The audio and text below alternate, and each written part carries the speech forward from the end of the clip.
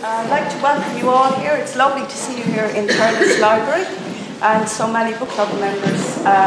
We're really appreciative of the Arts Council, particularly of Jen, who was liaising with myself, to bring the Reader's Voice to Thurles. I think we're so lucky to have been chosen to welcome our lovely Laureate, Enright, and Dwyer Hickey, fantastic writer. I know a lot of you have read Cold Eye of Heaven and have lots of opinions and maybe questions you'd like to ask about the novel. So really what we're going to do here is, I'm going to hand you over to Anne, who's going to talk a little bit and introduce the novel. She's then going to have a chat with Christine and ask a few questions about the book. And then Christine will read from the novel. And then afterwards we'll open it to the floor. And if anybody has any questions they'd like to ask or anything they'd like to contribute, we'd really welcome that. So I'd like to welcome you all again. Very nice to see you all here today. I hope you enjoy yourselves. Thank you for coming. Thanks very much, Lorraine. Thanks to the Arts Council. Thanks to Thurles Library for your hospitality here. This is the first in a curated series called The Reader's Voice, which was inspired by my gratitude and fondness for the Irish readership, which is the silent engine that keeps us all in cornflakes, and which is kind of responsible, I think, for the kind of amazing success of the contemporary Irish tradition. It's here in this room. I'm honoured and delighted to introduce to you today Dwyer Hickey and her book, The Cold Eye of Heaven. And I hope you've got lots to say, because it is called The Reader's Voice. I asked Christine what was the book she would prefer to present to a book club, and this was the one she chose. I was delighted.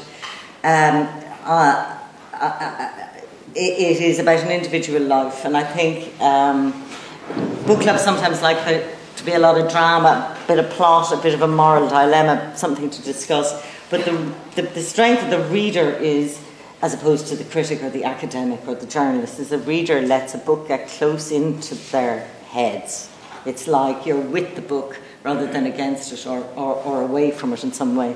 So books that speak of individual lives resonate strongly with our own lives and our own individual paths, choices, resolutions and all the rest of it. In The Cold Eye of Heaven we have this amazing voice of Farley Granger. I think it's one of the great voices in its amazing precision, accuracy. It carries with it, phrase by phrase, a whole location in time and space. It's not just Dublin, it's a particular Dublin at a particular time, trapped as in amber here in the book. And so here's a whole planet, really. It's a whole world there with Farley's life. The other reason that I think this book is so fine is the way it deals with Farley's life and the way it's plotted or structured so that we go backwards one decade at a time through his life. And I just find this an amazingly moving way to read a life, that we are given the child in the man. As we, by the end of the book, it's like a painting being restored in front of you, so that layer by layer, the kind of the grime of the years gets stripped down, and the beautiful colours of the early child are there in the last chapter. It also asks us loads of really interesting questions about how a life turns out the way it does, and what are the choices, the mistakes, the brilliant things that bring us one way or another and make for a particular character in a particular space. It's also really unsentimental, which is one of the things I like most. I'm going to ask Christine to read a bit, then I'll do a few questions with her to get us all started, and then I really appreciate hearing your contributions. Okay, I'm going to read. Thank you all, by the way, for coming. It's nice. I think the last time I was here in Thurles, I must have been about 5 at the races. When I was told we were coming here, I said, "Is there? I don't know if I've been there before. Is there a race course?" And someone said, "Yeah." And I said, "Yeah, well, I've been there then, because I spent a lot of time as a child on race courses." This is in the first chapter when we meet Farley at 75 years of age, and he's lying on the floor of the bathroom in his house in Ballyfermot. And he's still sort of hopeful, I think, that he's going to be rescued by the girl next door. So it's just a little extract about that. And if there's anybody who's Polish in the audience, forgive me. I hope this is all right. Remember, this is written, but before we were more used to, people from Eastern Europe living amongst us. So anyway, tumbling ashes, soft grey light hatching out of the darkness. Farley notes the sudden rush of wind outside, the swish of the trees. He listens for the sounds of traffic from the Kylemore Road, the squawk of a near empty bus, the infrequent snore of a car, a motorbike's buzz. In between, the long silence. For a minute, he thinks he's in his grandmother's house, the house where he spent so much of his childhood, bang up against the wall of the Phoenix Park. When he was a boy, the silence never seemed complete. You'd always hear something. Owls or other nocturnals, horses neighing from the army barracks up the way. Even the night sounds from the animals in the zoo, a lonely sound that. It used to make him fret, the thought of an animal howling alone in a cage, no one to heed or help it. He used to have to go to sleep with his pillow over his ears. But he's in a different house now, the house of his adulthood, another area altogether. For all he knows, they're still howling in their cages. His headache is back, in full form now, pushing to break its own record. Farley feels the bulge rise and expand, a little stronger each time, a little hotter, lava. He opens his eyes, the light has lifted again, and he thinks he may have passed out for a while, and if so, wonders where to and how long he's been gone. Then he wonders about the state of his pyjamas. Whatever way he has fallen, the top has risen and rolled under his arm. He knows this, but he can't remember when he last changed the bottoms, and hopes the brown streak up the inside is a memory from a different pair on a different occasion. A day last summer comes back to him. The Polish girl hunkered down in the garden, hacking something out of the ground. He'd been busy himself in the shed, keeping an eye on her through the little window.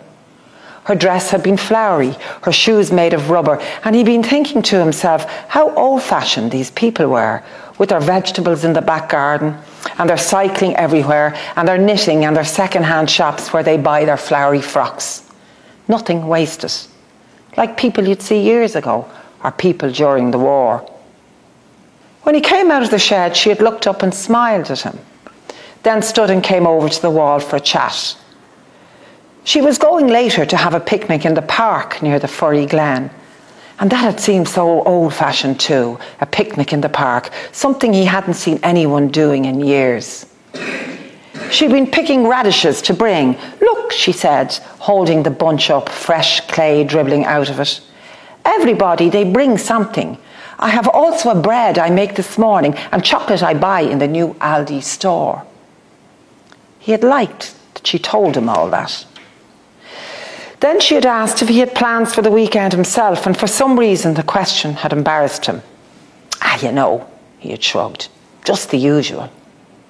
And she had cocked her head at him as if she expected more, as if she expected him to explain what the usual meant. "Well, good luck now. Enjoy the picnic," he had said, and began to walk off, afraid that she might think he expected, or even hoped, to be asked in for a taste of her bread. She had called after him. "I just wanted to say, if you ever want, you could, give me a key in case maybe there is ever..." "Sorry?" "In case you have, or you need, if I have your key, then I can. In my country, it's usual when an old person is a neighbour." For some reason, the suggestion had winded him. He hadn't been able to think of a way to respond, so he just looked at her and then began to step back. "Does that mean you don't want to give me the key?" she asked, her face colouring up. He turned his back to her and kept walking until he was inside the house again, the door closed behind him. He'd been offended, but more than that, he'd been hurt and even humiliated. Why though? Because he had looked over the wall at an old-fashioned girl and liked what he'd seen? because the truth was he'd had a little smack for her.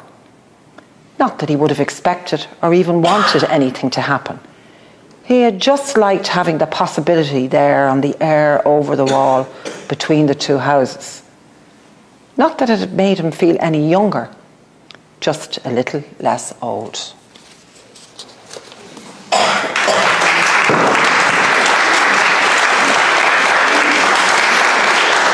we start off with this guy Farley, and it seems to me you know everything about him. Well, I do now after writing the book. But landing straight in as we do, and you know everything about that bathroom. Yeah. And you know everything about what's wrong with his head, or what has happened to him. Yeah.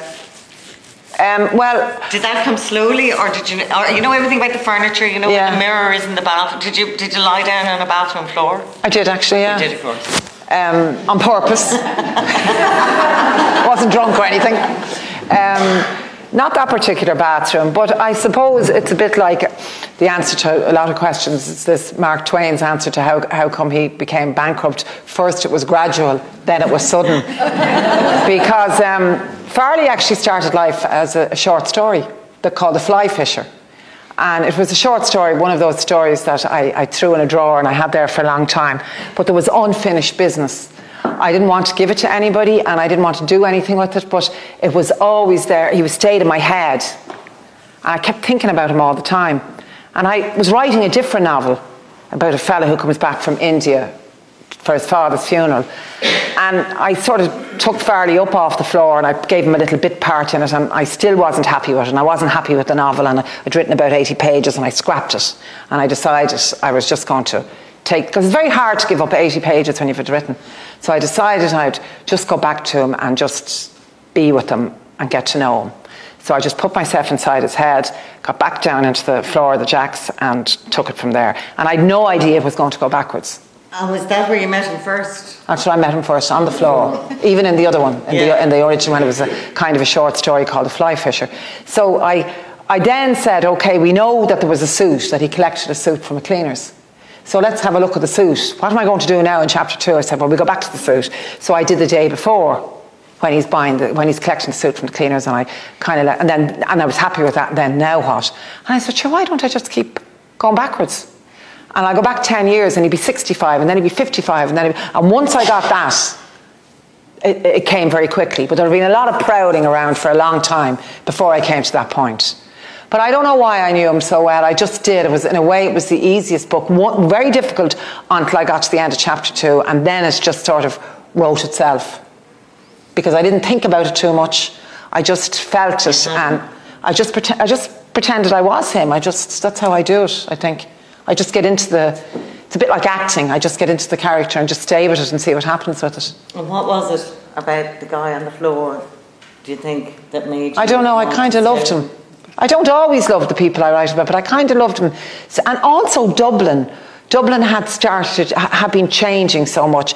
And I think it's about Dublin as much as it is about Farley, because the two go hand in hand. Like every time he goes back into the city, it's changed, it's different. So he's in the recession, and then it's the boom, and then it's, different times, all the way back to his childhood, and it just kind of evolved from that. But there's a kind of texture to his personality. He's a particular kind of style of man. Yeah. He's quite, I say, grumpy. Yeah. But in the radio, you say not grumpy. Well, I'm just saying I've met grumpier, I have to say. But some of the things, I suppose I was probably thinking about my father, though my father was dead quite a few years. My father died in 1995, and I was thinking about him and some of his friends. He had bands of different friends from different parts of his life. And he did have a little selection of pals towards the end of his life. And they would be would have inspired Farley a bit. The crankiness I probably got from my father, I suppose, the things that annoy him, like grown men wearing earrings and stuff like that would annoy him, came into it. And kind of annoy me too sometimes, Yes. So those little things were inspired by it. And but it's like you started off with nowhere to go. No. That's when we start every novel, we've nowhere to go. Do we? You don't have anywhere to go. It's like you start at the bottom of the cul-de-sac. Yeah. And then, Yeah. and set yourself a huge challenge there. Yeah. I don't know how to get out of this. Yeah, where am I going to go? And just then you reverse back. With great dignity. Thank you very much. I was very confined to, I think as well that writers are sort of like goldfish in a bowl. You'll use what you can, when you can. And I was very much confined to barracks around the time I wrote that, when I got a run at it.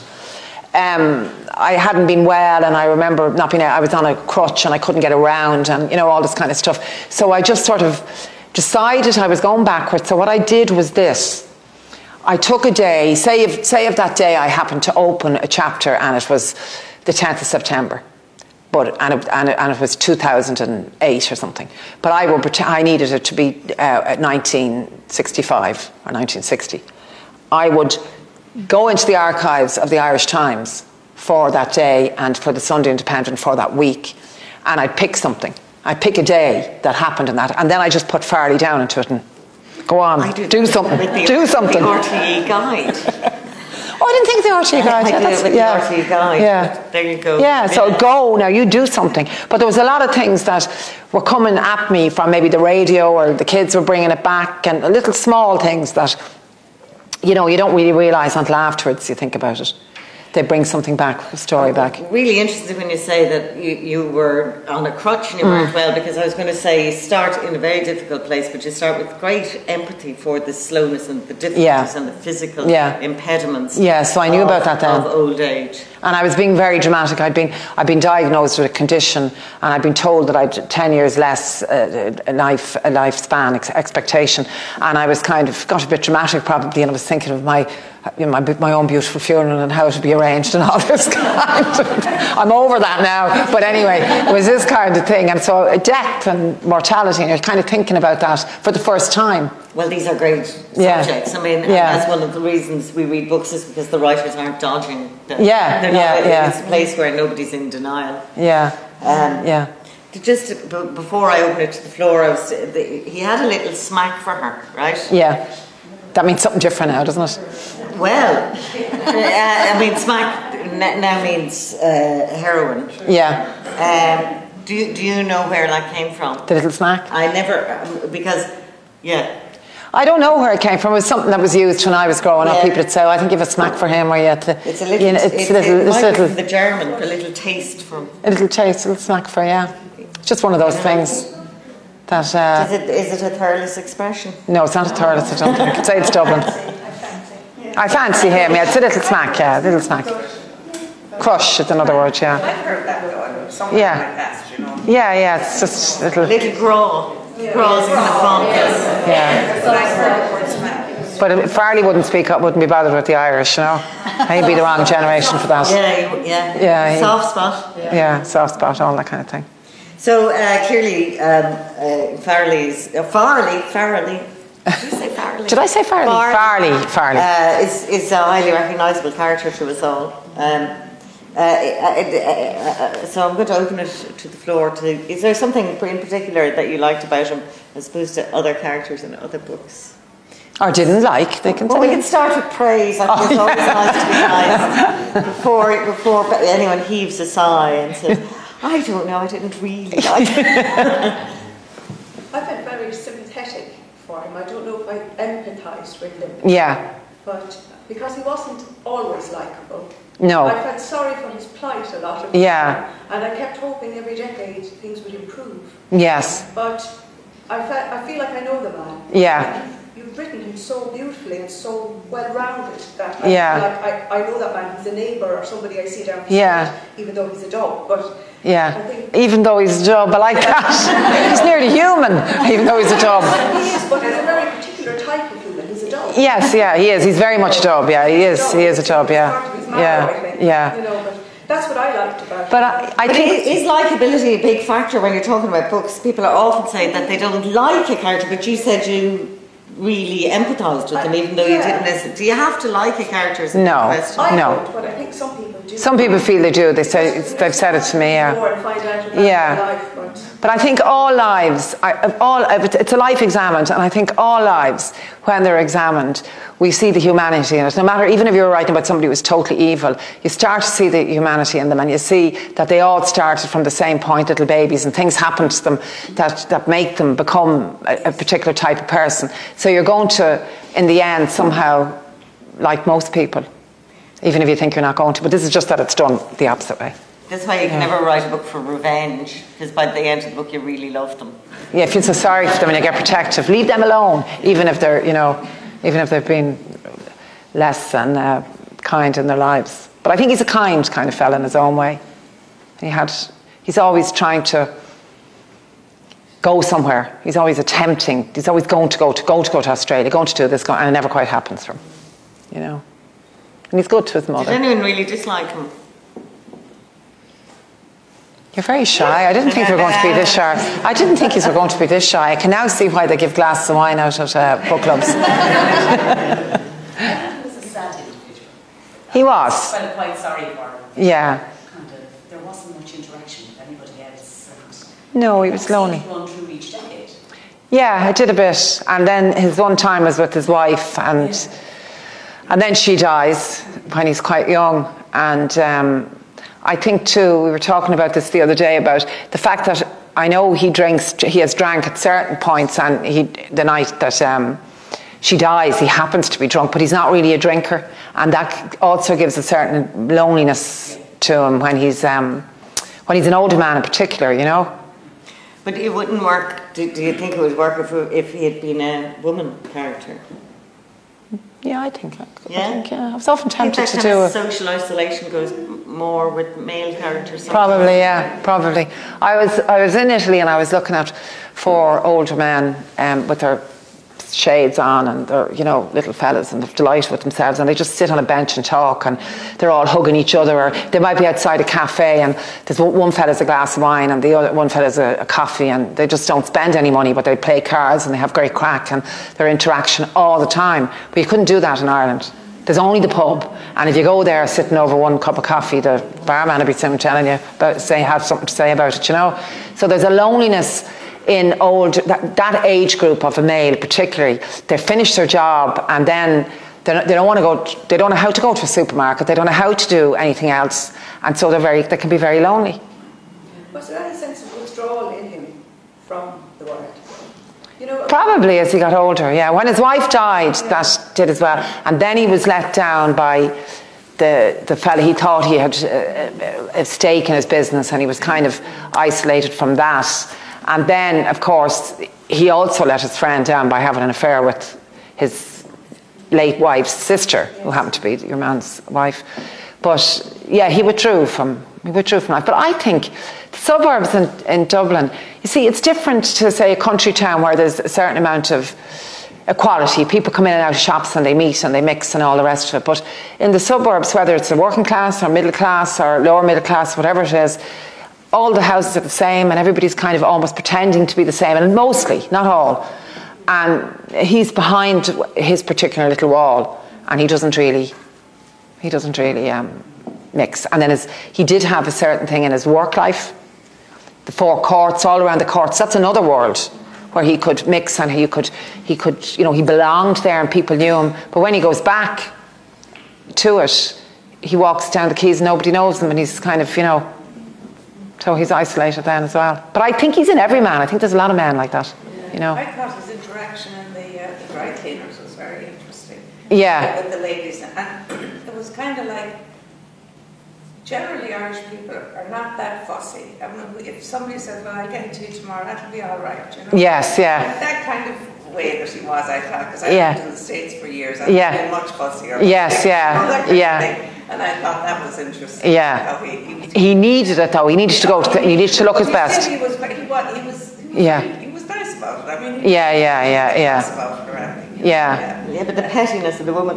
Oh, I know. And he was thinking of it, and of course he's that suspicion about her and the cheek of her, and and because he feels she's talking to him a certain way because he's an old person. I mean, he didn't really say. He wouldn't say that. No, he's thinking it all, though. That's what I thought, because I thought that was kind of funny, that he thinks these things. That's how my warped sense of humour. yeah. So he's, it's... Well, But he didn't leave his wanting behind at any stage in his life. He still fancies the one with the oh, yes, yeah. He's still kind of... nice as well. Yeah. It's a bit sort of creepy if you're the girl. It is, yeah, but this is when I was getting to know him. In the end, then I just sort of left him. I let him evolve as he evolved. So I didn't sort of... Sometimes you were kind of tempted to say, no, at the end, maybe he wouldn't have done that, or he wouldn't do this. But I just said, no, I'll leave him, see how he gets on. He wouldn't have thought, he wouldn't have fancied her, or he mightn't do this, or he might just... in his head, or... I don't know, I just felt it was natural, that sort of belonged to him, you know. And he has this sequence of thoughts about her, and it's quite... Okay. Yes. Well, yeah. So, I think he kind of, it was more than just fancied her, like he did in a way, and he had these kind of lewd thoughts about her, but he wanted to stick up for her too when the other boys were slagging her and saying mean things about her. It's a bit like men, who fancy someone on the telly, a newsreader or something. Yeah, There's only like 6 people in their potential fanciables in their environment. Pick on one of them and say, is that the one I like? Yeah. Sort of thing. The revelation then of his bad luck, I mean, things get worse in the book before they get better. Yes, yeah. So I had this dread coming up to the stuff with the money. I just thought, oh no, he's really going to... It's not going to happen, yeah. He's on the toilet floor, and this is going to happen in the future, in the book, in the past of his life. And oh Christ, it's going to get worse. Because we kind of used, in a lot of books, things get an awful lot worse before they're rescued at the end. But this is the opposite. This is the opposite. All the bad stuff comes first. And it's an element of... What does it matter really, all the bad stuff that happens to us in the end? Because you still have to bad stuff happens to everybody, and you still have to live your life, and you still have to you still have pleasures, certain pleasures in your life, unless it's really awful. But he got over everything, and it you do get over everything eventually, in a way, although it's loneliness. It's a kind of a lonely book, I suppose. Is it?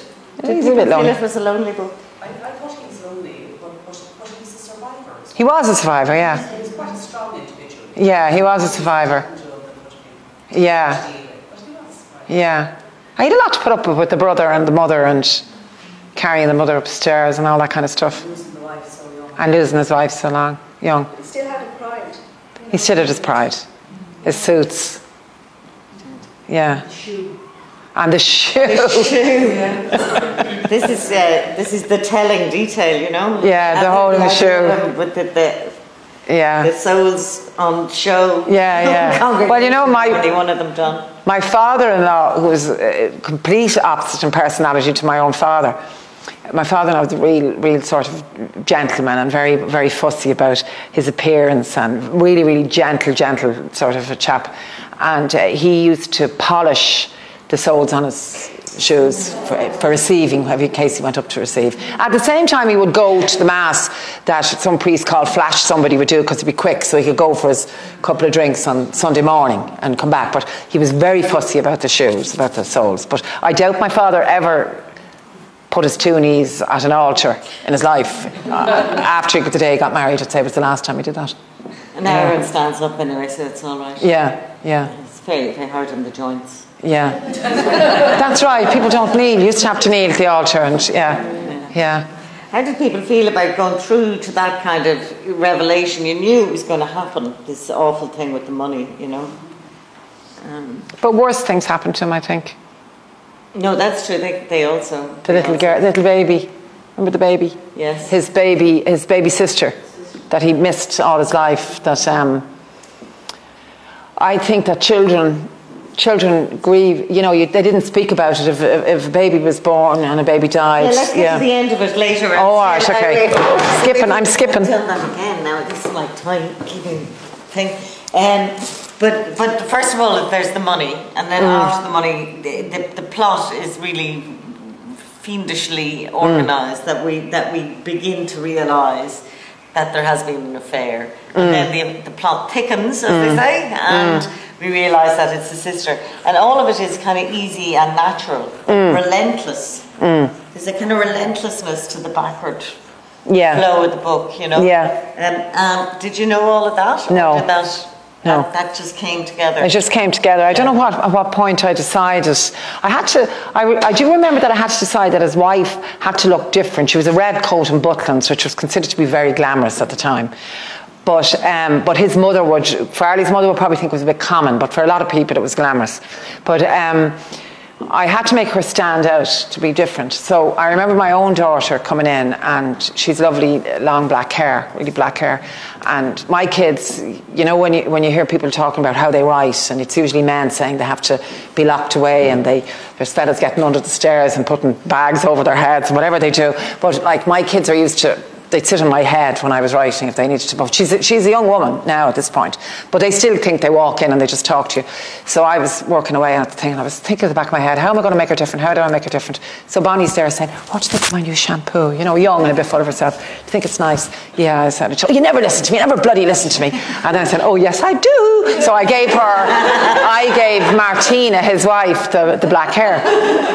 And I never told her that until afterwards. I said, did you recognise anything? And she said, no. I said, your hair is in it. So that's how she stood out from the other red coats. All had the back-combed hair, and they were all blondie kind of hair, black-combed hair. So she stood out because she'd smooth, kind of straight black hair.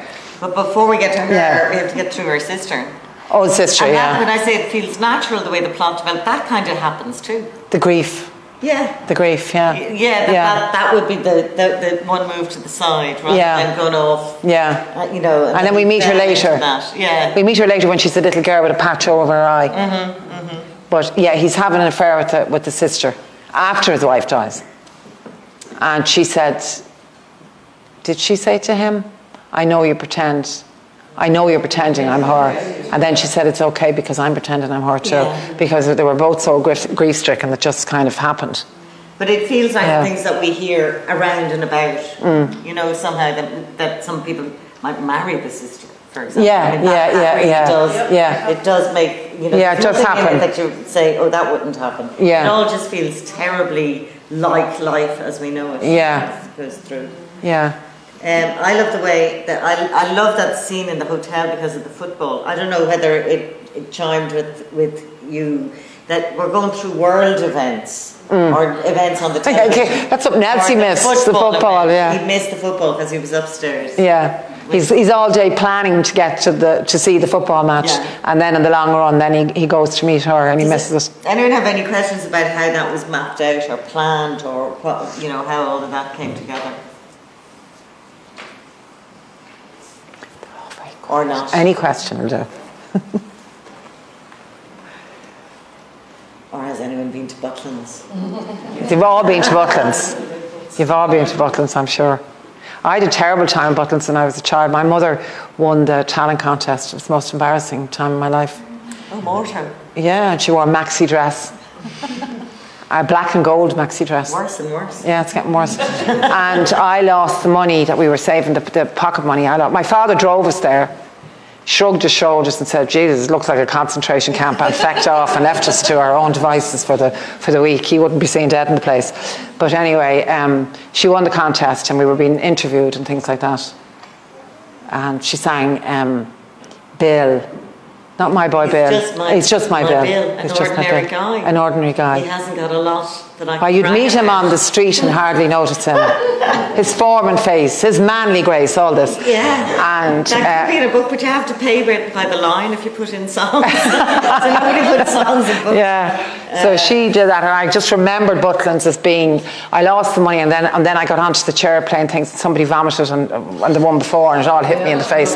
So the whole thing was kind of very stressful. No glamour at all. No stress. All very stressful, and people dancing and with big dresses. You know, the kind of. You know. Anyway, it stayed in my head. The way he came around to her house afterwards, and it was all known by the time she'd come down the stairs. Yeah. And opened, and her little sister. And then as we go through the book, the details get more and more because we know who the little sister is. Yeah. Oh my, excuse me, my goodness, we say, my goodness. There she is, looking out the window at him. And she's kind of glancing, she's just part of the scene. Yeah. But already that drama between them is complete. Like they know that, you know. Yeah, it's going to happen. That it's going to happen. That glancing past each other. But another writer would have made a big fuss over that and tried to make it work and all the rest of it. But you just knew it was working, and so do we then. You know that it just there it is. Well, I think it often happens in relationships. That funny little thing. I know with my parents. My mother was about 10 years younger than my father, and he was actually engaged to her pal's older sister. And they never saw each other, but she heard his voice, and he came to collect, and she saw the big black car outside, and he came to collect the older sister. And he said, there's a few chips, I got a few chips for the kids, send them into the kids. And she was the kid and the friend, and they were eating the chips, looking out, trying to have a look at him. Getting back into the car, and they didn't see him. And she met him years later. I married him, yeah. On the strength of the bag of chips? Bag of chips, you know what I mean? You know what they say? Buy her a bag of chips on the way home and she's anyone's. So, it sounds like you use a lot of your own life. Well, you do. I think a little bit. You don't think it at the time, but there are little bits of litter floating around in your head. And sometimes something comes up and you'll just sort of say, oh yeah, right.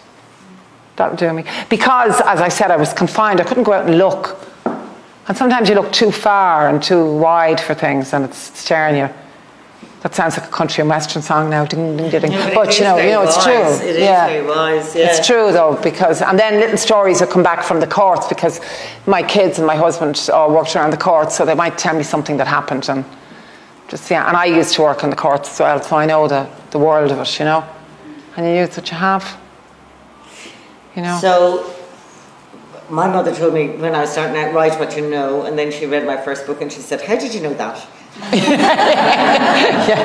yeah. But that question of research and how you know things and what you keep and what turns up in the process, it's like you've got your framework, you got your guy, and then suddenly you got maybe the bag of chips, you didn't put the bag of chips in, but something... Well, something made me think of that. Makes sense, you know. And it even happened to me in my own relationship that many years ago, myself and a pal of mine were hitching around Europe, and we landed in Monte Carlo, hitching, you know, and I said, wow. Well, I think Monte Carlo is awful now, but at the time I was, wow, we'll stay here, this looks cool, this looks great.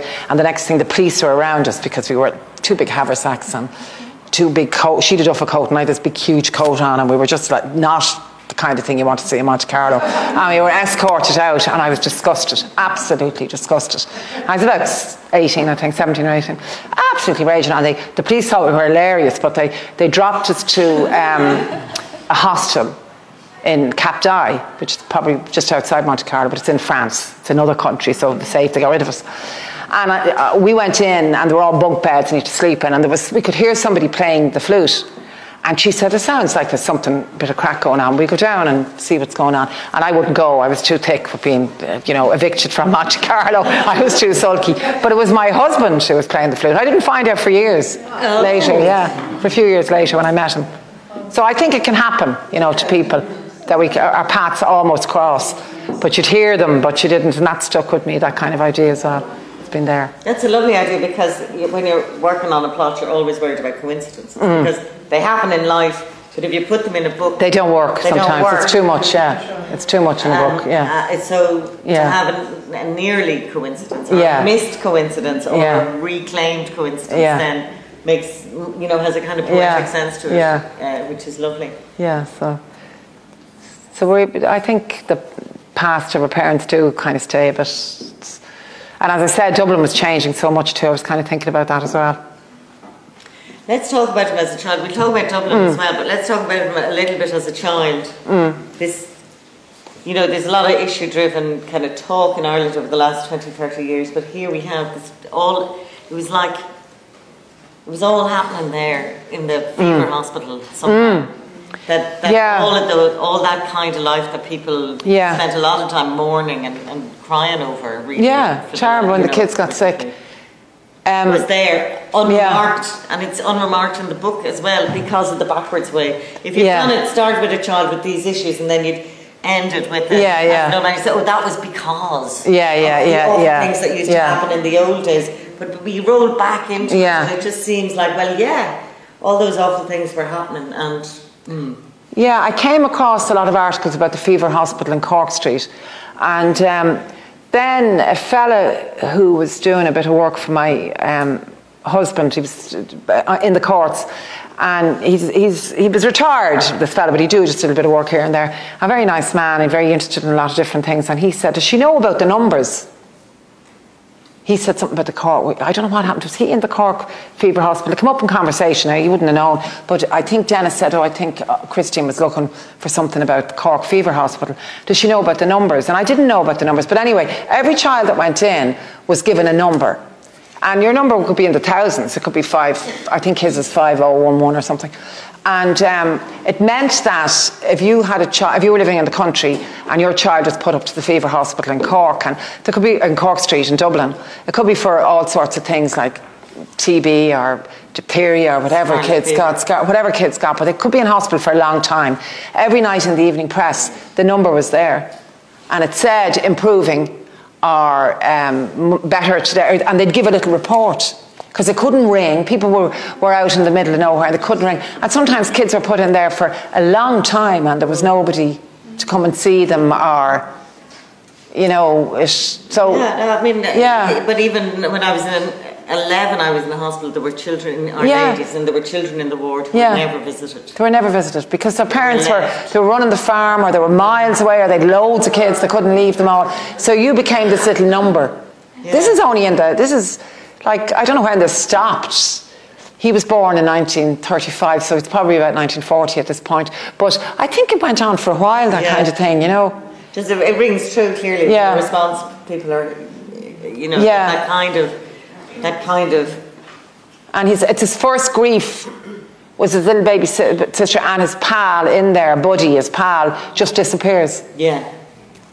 And he's obviously died, but he doesn't. Nobody will tell him. You don't tell kids that kind of thing. Yeah, and it's like the information isn't his to have. Yeah, it was a long time before we realised that. The power in the information. Yeah, you know that it's none of your business if your friend dies. In the ward, you know. Yeah, that's not part of your story. Yeah, but I think, you know, as telling and as you know, redolent as it is, there's this kind of feeling of retrieval, you know, that it ends more hopefully than you expect. Yeah. Even though it ends with terrible things, that somehow the beauty of his childhood is there. The things that... or did people feel that too was sad, the childhood thing?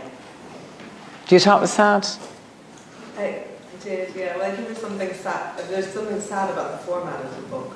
You know? I think that, you know, the inevitability of going backwards, you know, so there's, one can't hope that it's going to remain that way because you know what happened in chapter 1.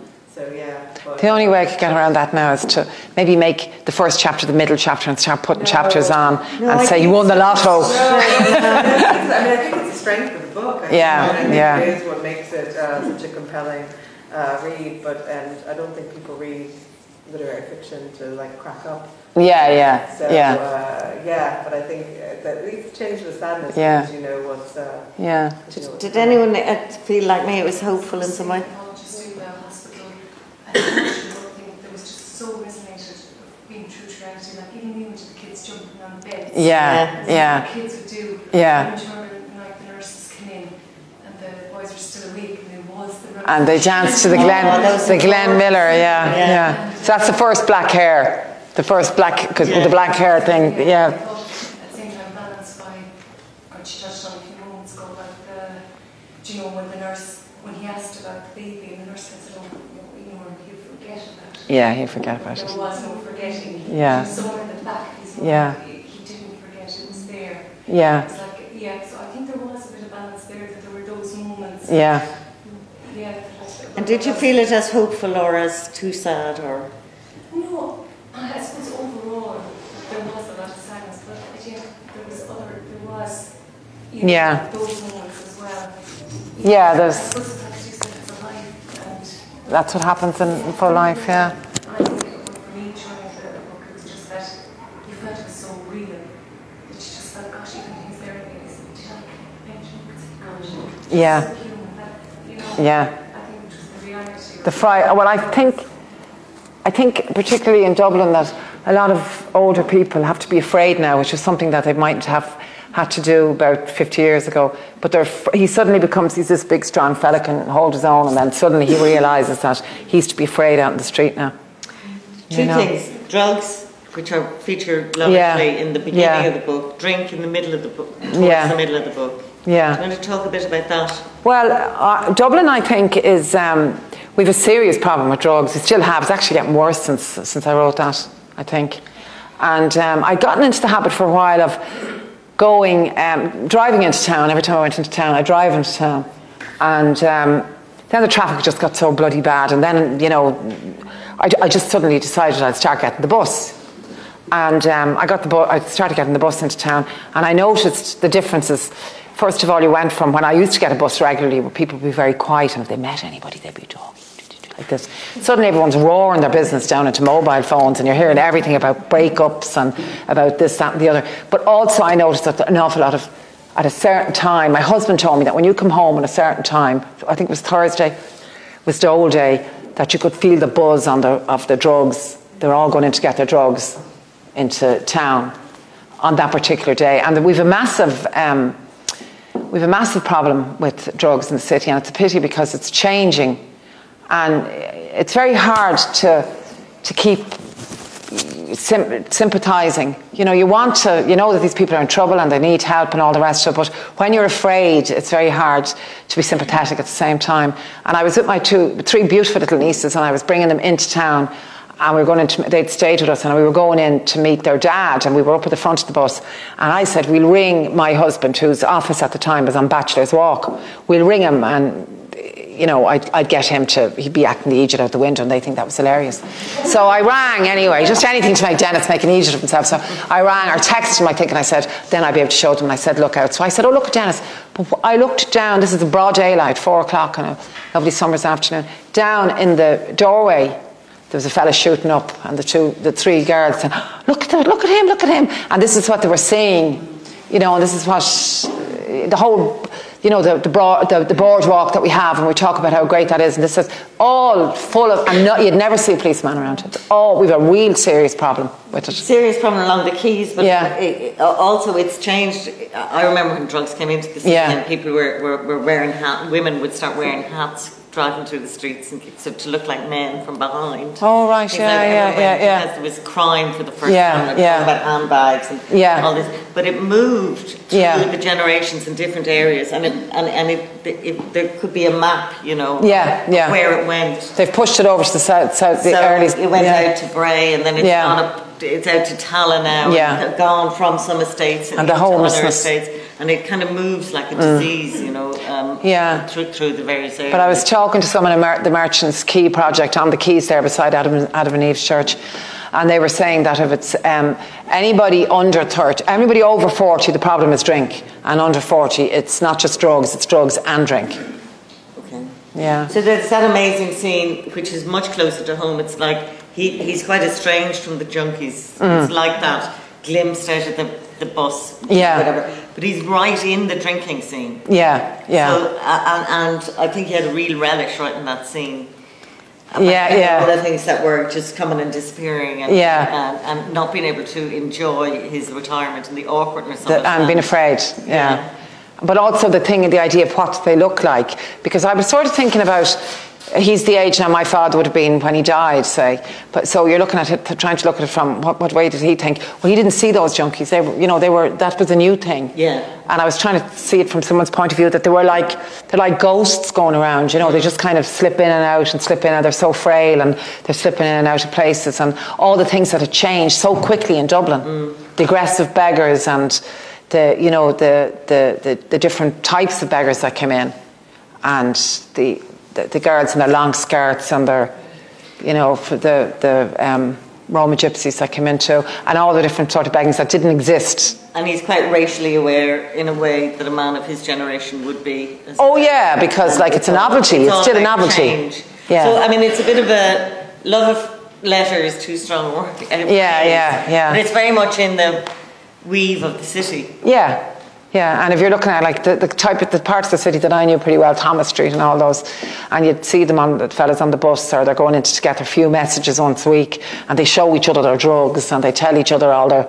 Right. They presume, real Dublin people, presume you know that they've been in hospital last week and they got this done and that done, or that you want to know, you know, they just tell you your business whether you want to know or not, you know. That's probably the same everywhere in Ireland though as well. I don't know. I kind of feel Irish people are in the middle of a big conversation. Like you're in the supermarket and they, you know, the fish, and they say it's all very expensive. Yeah. Like you've been 3 days. Yeah, that's right. And you say, no, it's terrible. Yeah. But they do. But I have a friend who's from Kilkenny, and she tells me, no, nobody in Kilkenny would tell their business anything like Dublin people do. Oh, really? They wouldn't stand at the bus stop and start saying. Did you find it to be a distinctively Dublin book, or do you think it was anywhere? You did, this lady? I felt it was Dublin.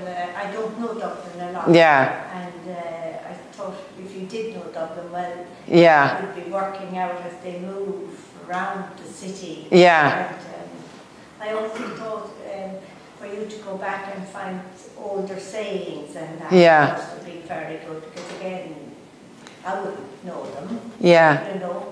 They're all in our head. They're all in my head. I don't think they're, you know, because I think I'm Dublin going back quite a bit, and I think that like my father's from the south side, from the Liberties, and my mother was from Drumcondra, and they could both walk, be home. If they left O'Connor Bridge at 6 o'clock, they'd be both home in time for their tea 15 minutes later. And anybody beyond that was considered a culture. That's what they'd say. My father would say. Anyone beyond that, out in the country, you know, they live in the country. They live in the country. So they both had, my sister, my mother, as I was saying, had a lot of older sisters, and they would live in different parts of Dublin with different sort of rules to wherever they lived. So I would stay in their different houses, and I'd pick up things and I'd know things. And the class thing in Dublin is, as I was talking about earlier about the suburbs, but I remember my father when I was about 15 thinking that I was mixing with a bit of a rough crowd, and he wanted a bit better for me, and he said, no, I'm going to show you what's going to happen.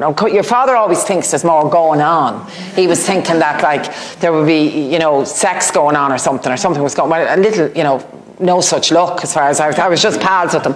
But anyway, I thought there was, you know, there was going out with them, or this was happening. It wasn't. But one night he said, one evening, a summer evening, he said, get into the car, I'm going to show you what's going to happen to you, where you're going to end up if you don't like get up a bit on the social scale there. You didn't say that exactly. If you still keep hanging around with these gulliers, this is what's going to happen to you, he said.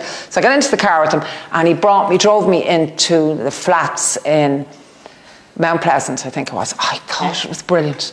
There was everyone shouting out the window, and kids running around, and football, and sheets flapping on the things, and they were all shouting, and it was like an opera. And I said to him, this is brilliant. And he just started laughing. Because where I lived, you know, everybody was behind their door, and nobody wanted anybody to know their business, and everybody was pretending to be a certain type of person. And that was it. So, but there is a difference. I mean, this feeling you have for anecdote and texture in your own life, there's a real skill in getting it onto the page. There is, getting that vibrancy into his voice, out of your voice and into his voice. Yeah.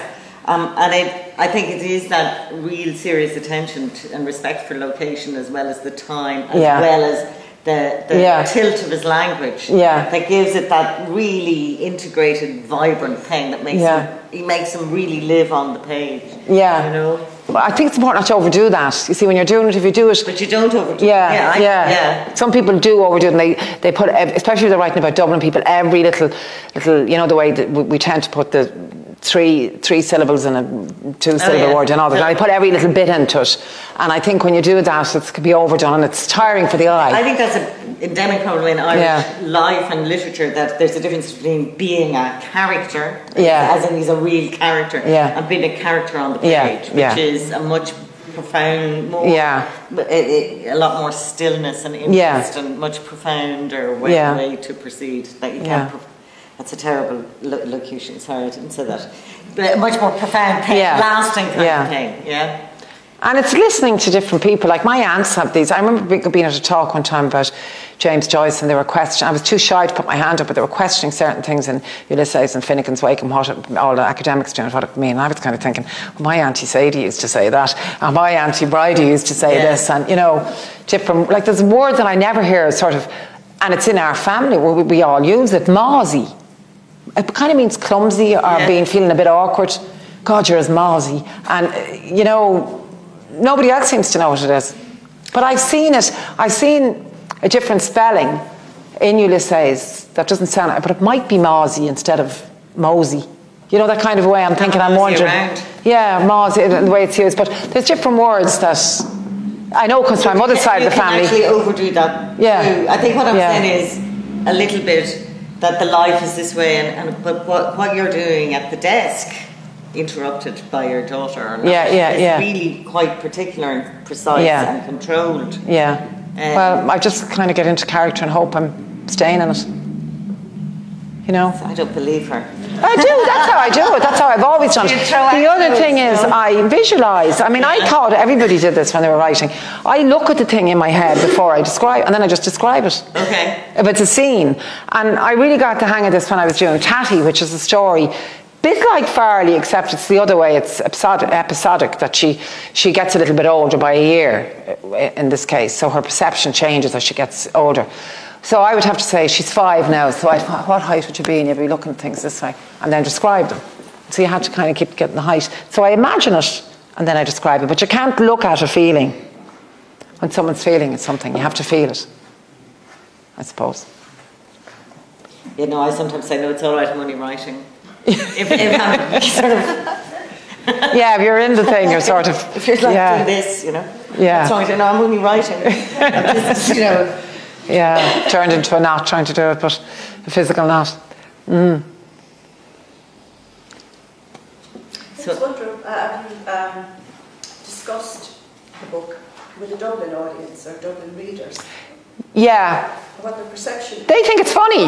They actually would say the word sad. Some of them they would think it's funny before there were sad bits, but I found it was funny. Yeah. They would say. That's one of the things that I find quite challenging because a lot of reviews had said it was darkly comic, and I think I have quite a dark sense of humour. Yeah. But I found no humour. Did you not? No. Yeah. No, but maybe it's because I'm not from Dublin and I don't understand. Do you know what I mean? Yeah, I know what you mean. Yeah. People from Tip probably have a humour that maybe you wouldn't get. In the same way.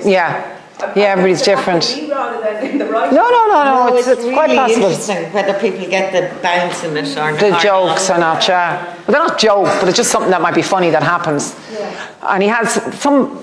I think it's a very old-fashioned kind of sour Dublin sense of humour sometimes. That you can Neil Tobin will picks things sometimes they're used to. He'd pick things about the Dublin, that side of Dublin, the inner city. They just say things, anything to each other. One of the other book club members the other day who had it, and she found it hysterical.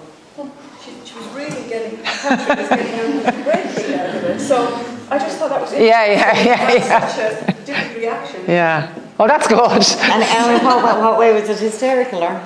It wasn't necessarily hysterical. It just kind of sounded like the way the wording was done. It was kind of the way it came across. Yeah. Like it's kind of funny, kind of maybe remarks were passed or something like that. Talking neutral, like it was good. Yeah. The inner monologue. It kind of lifted it up a bit. It took some of the sadness out. Yeah. Humour as well. Yeah, you can't meet someone in the street without making serious remarks. in a sense, yeah. Like the part where he goes to the dry cleaners and next to me one shouts the old age, the book. Yeah, that's right, yeah. But he gets hurt too in that scene, he gets kind of hurt. But when he meets the couple at the corner, and if it wasn't for your one, he would stop to chat. Yeah. He can't stand her. He can't stand her, yeah. And it is kind of sad because you think, well, he could have a bigger life if he'd let himself. But they want to feed him all the time. He just wants to he doesn't understand the feed. I think that has changed, I think. In that men will, after they retire, they can have more, they mix more and they'll go to the supermarket and they'll go. But I don't think my father was ever in a supermarket. I don't think he'd know what to do. I met a man in the supermarket once, he said, where's the yoghurt? And my husband's only getting the hang of it now, he gets bewildered. Recently widowed, he was very urgently looking to they don't know where the yoghurt was. Yeah, put him on the moon, easier, you know, they just... What do you do now? You know, but where you go and you get his few messages, and he knew all the women who sold the fish in Thomas Street, and he knew all that. But it speaks to the reader as well, because you feel if you weren't so critical in your own mind, that you'd have a much better life. You would, of course, yeah. You would, yeah. You would. What's wrong with your one at the corner? She's only a woman. I mean, is that she'd be in his business? She just annoys him. Just somebody who annoys him. Too female, apart from anything else. Probably, yeah. And if you just get over his little kind of pettishness. Yeah, and at the same time he recognises that there's a certain isolation now, that years ago you would know if somebody was in trouble in their house because the milk bottles would be outside the door, or there'd be no smoke coming out of the chimney. Yeah. But that's gone. Yeah. That doesn't count anymore. There's no milkman anymore. There's no smoke coming out of anybody's chimney. But there is, among the older people I know in Dublin, there is a kind of, that older people look out for each other. The network, and he's not involved in that, Yeah, because he's estranged from... But he mind your woman's cat. Yeah. On a Wednesday. Something like that, yeah. He didn't like her either. But though when he sees the cat then at the end, he's so delighted when he sees it, after all the day he's had, the long day he's had, wandering around town. Anyway... That's poor Farley. What is it that gets you, coming back around to the original thing, what is it that gets you so involved in that size of a life, you know, and that size of a mind and all the rest of it, that you have to stay with him for 2 years or however long? How long did it take you to write the book? Well, how long before when he fell on the floor in your head? When he was a short story, about 4 years, I'd say. It's amazing. Yeah, I just kept going back and thinking about him, you know. And as I said, I had 80 pages of the other book, but it just wasn't. And my husband was reading it, and I really like this. And he's not someone who says, I really like this easily, I can tell you. But he said, I like this, why don't you stick with this? And I said, it's just not, I just don't feel it's not right or something. And did you feel you should have picked him up off the floor? At any point. That was decision. I did pick him up off the floor, backwards. Yeah, you did. At the end I did, and I was kind of thinking, would I leave it that we don't know if he comes off the floor? But he resolved things in the end, that difficult thing with his father and the fly fishing thing and the whole thing, and he resolved all that, and he... That's a kind of... He died sort of happy. He does. You're pulling no punches. He does die at the end. He does die, but it's kind of a nice death. He starts dying and he ends and he ends dying. And it's amazing how you open that up between those. I didn't know what way I was going to finish the very last one. And was that ahead of you the whole time? Where you're saying, okay, the Polish... I had no confidence he was going to be able to call that Polish girl. No, and no. The two fellas. No, he ruined things for himself there. He couldn't get in anyway because the 3 locks in the door. Yeah, she wouldn't get in, but they could. Had it figured out. Yeah. Oh, well, they could have. The 3 Polish fellas with the high arses, they could have kicked the door in. Touch of the love. Yeah, they could. They could kick the door in if they wanted to. But no, the way was, I left the last chapter, and I had finished, and I left the last chapter, and I said, right, I'm going away on a holiday now, and I'll come back, and I'll start from the beginning. And I'll tweak this and tweak that, and I have probably another 4 months' work, 5 months, maybe even 6 months' work to do. And I lead up, and I know what the last chapter is going to be there. And I sat down, and suddenly something happened to me, because it was a much longer book. Touch of madness, because I hadn't got it backed up at this point or anything. And I just started doing that and delete. If it clogged it all, I deleted. I was saying, what the hell are you doing? Just don't look. And I just kept deleting. And when something happened, just this madness came over me. And I deleted lumps of it. And when I got to the end, then I just knew what was going to happen, and I had it all done in like 2 or 3 days. Don't try this at home. Don't try it at home. I'd never do it again. It was just this little something that happened. Working on a book, and I didn't tell my husband, because he thinks I do everything. I'm too impulsive and I do everything. I'm too rash. And he'll always say to me, don't send that email. Don't answer that. Don't do that yet. Think. And I like to get things over and done with. And he said, how are you getting on? I said, grand. And I just pretended I was still. So he got to work, and I was, give me the simple life. I'm sort of, watching telly in the afternoon and going for walks and doing all this. Grand, Scott, I'll let you know. And then I told him, after he'd read it, because I hadn't shown him at that point. But after he read it, I said, you know, he went, I gave it, he said, I'll read 2 chapters. I'll have a look at it and I'll read 2 chapters. And he went in to the room and he was kind of grumpy. He didn't want to do it. And then he came back in and said, like this. So I gave him the other one. And then he just took the whole lot and he went in and he stayed there for hours. And so I said, I did it. It's okay. It's grand. You know. But as readers, I mean, the fact that you know that there's 3 locks in the door, I mean, it's incredible narrative tension. I actually forgot that. You know, that why can't you? I was thinking. You know, it's a really urgent situation. Yeah. Anyone who is elderly, relatives, and who's thinking of their own, you just go, oh God, we need to get him up off the floor. What's wrong with him? Yeah. And you don't get him up off the floor. I mean, that is incredibly uncompromising. And the fact that we're not like sickened by that at the end of the book, that we get is an amazing achievement. Yeah. Say, okay, it's a release in death, I think. Sometimes I imagine that a life is hard going in a lot of ways, that this sounds terrible, I suppose, but maybe death is not the worst thing that could have happened to him at that point. You know, if he resolved, that's why I gave him a nice death, you know. Well, I mean, the death rate is 100%, we know that. I mean, it's going to happen to him sometime, but it happened to him there at the end of this book, you know, so you didn't give him a reprieve. No, I didn't, I didn't. But there is something a bit like heaven at the end of it. Yeah, it's a bit like that, yeah. It's a bit like that. When I was 17, I spent 3 months in Cherry Orchard Hospital, and I very nearly died. But I remember thinking it was a very nice sort of setup. You know, I was sort of floaty and thinking it was going. And the hard part was the recovery. That's when the pain started, when I started to get better. But I was kind of enjoying it, you know. I was sort of thinking, I could hear people crying around me and all this kind of stuff, but I was getting away from them, and I felt this, and then everything went black then for a while, and then about 2 days later, then I woke up with terrible pain, and it was the virus thing that I got that came back eventually about 10 years ago, 15 years ago.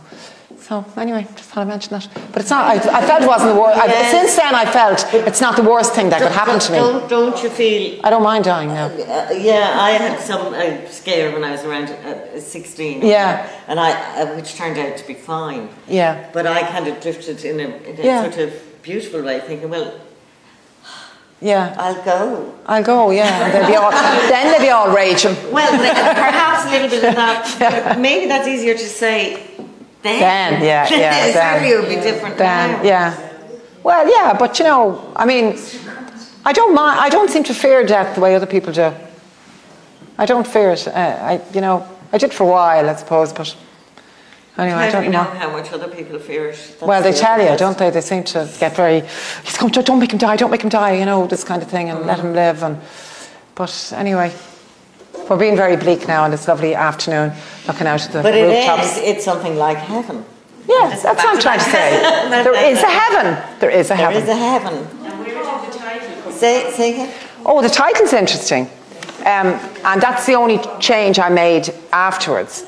We were at a poetry thing a friend of mine was doing, and it was sort of like this, they were doing a sort of a medley of Shakespeare, and he did the sonnet with the eye of heaven.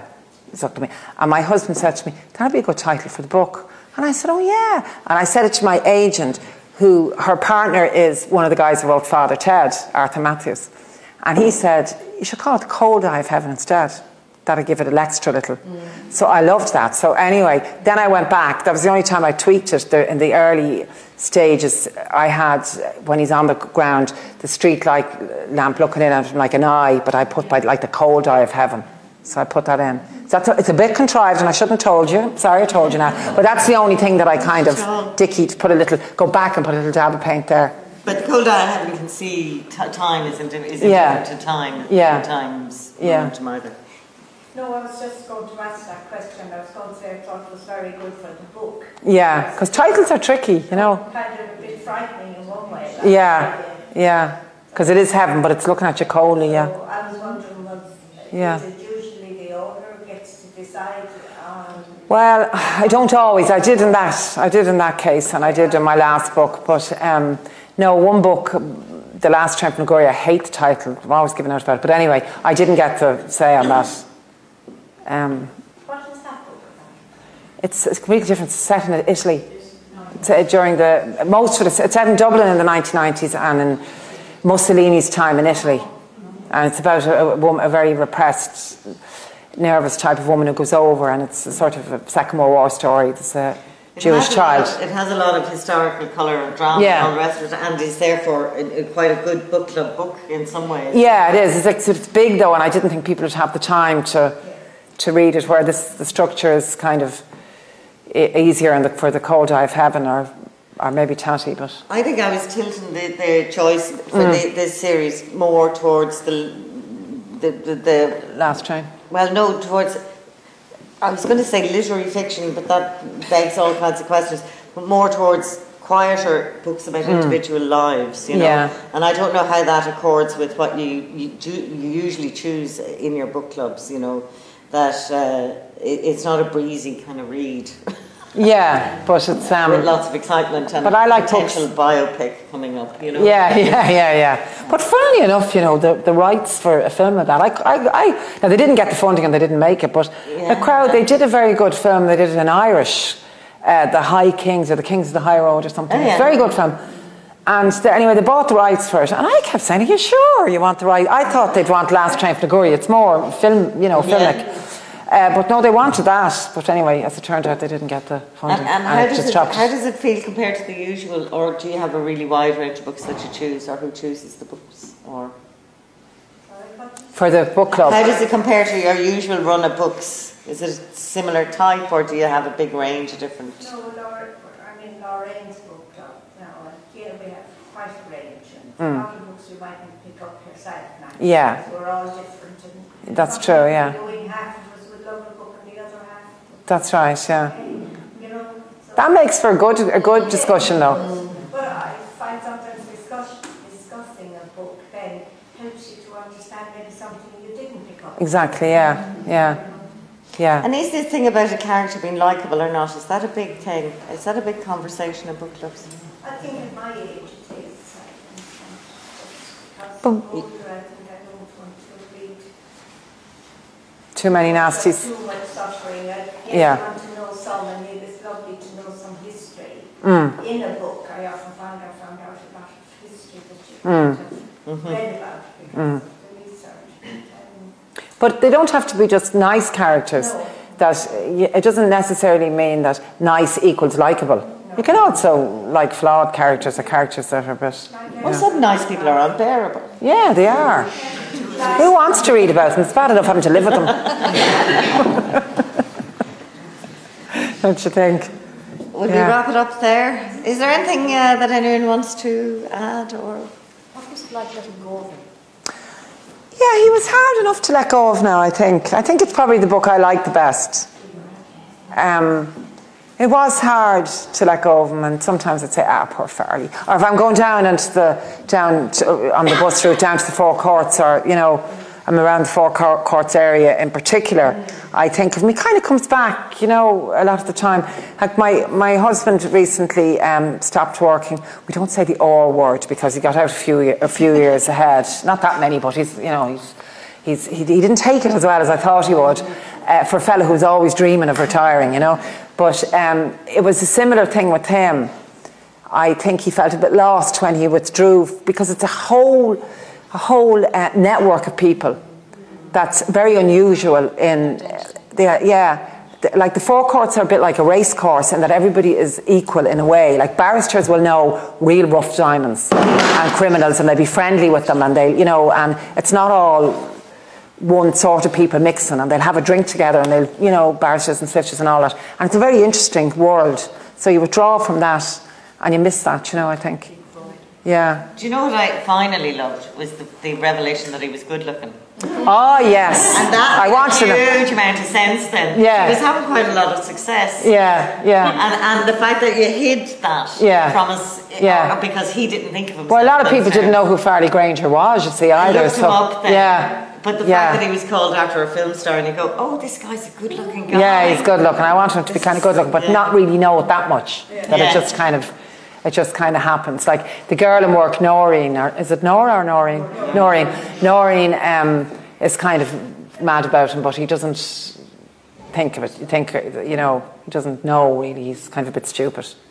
Some men are a bit stupid, you know, I believe. I believe now. I'm sure I heard. Oh, yeah, well, some of them are good looking. Thank you very much. And thank you very much, Lorraine.